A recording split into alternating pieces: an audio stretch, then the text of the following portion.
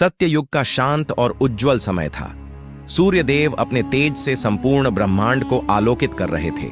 उनकी पत्नी संध्या उनके प्रखर तेज को सहन नहीं कर पा रही थी।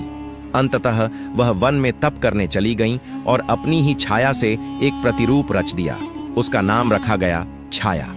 छाया अब सूर्यदेव के साथ रहने लगी। समय बीता और छाया से एक पुत्र उत्पन्न हुआ, शनि। शनि का जन्म एक अद्भुत संकेत था। उसका रंग काला था, उसका रूप गंभीर और आंखों में एक अजीब सा आकर्षण, जैसे वो आंखें किसी के पाप को भीतर ही भीतर परख सकती हों। लेकिन जैसे ही सूर्यदेव ने उसे देखा, उनका मुख क्रोध से विकृत हो गया। यह मेरा पुत्र नहीं हो सकता, सूर्यदेव गरजे। उन्होंने छाया पर भी आरोप लगाए। छाया ने बहुत समझाया, पर सूर्यदेव ने शनि को अस्वीकार कर दिया। इस अन्यायपूर्ण व्यवहार ने उस नवजात शनि के हृदय में एक गहरा आक्रोश भर दिया। वह मात्र एक बालक था, पर उस क्षण उसके भीतर कोई दिव्य ऊर्जा जगी। शनि ने पहली बार अपने भीतर की शक्ति का उपयोग किया।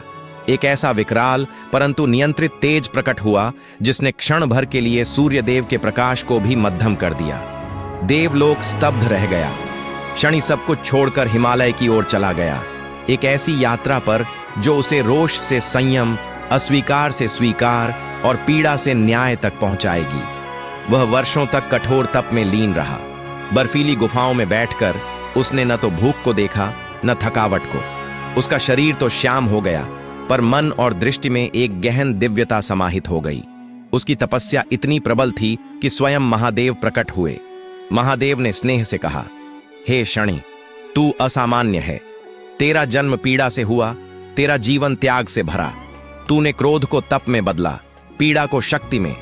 मैं तुझे आशीर्वाद देता हूं, तू कर्मों का न्याय करेगा। तू ग्रहों में सबसे विशिष्ट होगा। तेरा नाम ही न्याय का पर्याय बनेगा। महादेव ने शनि को एक दिव्य दृष्टि, अचल संकल्प और न्याय की शक्ति दी। उन्होंने उसे यम से भी प्रबल और न्यायपूर्ण बना दिया। अब शनि लौटा, न रोष से, बल्कि धर्म और न्याय की शक्ति से भरा हुआ। देवताओं ने उसे सम्मान दिया। सूर्यदेव ने अपने पुत्र को पहचाना और पश्चाताप करते हुए उससे क्षमा मांगी।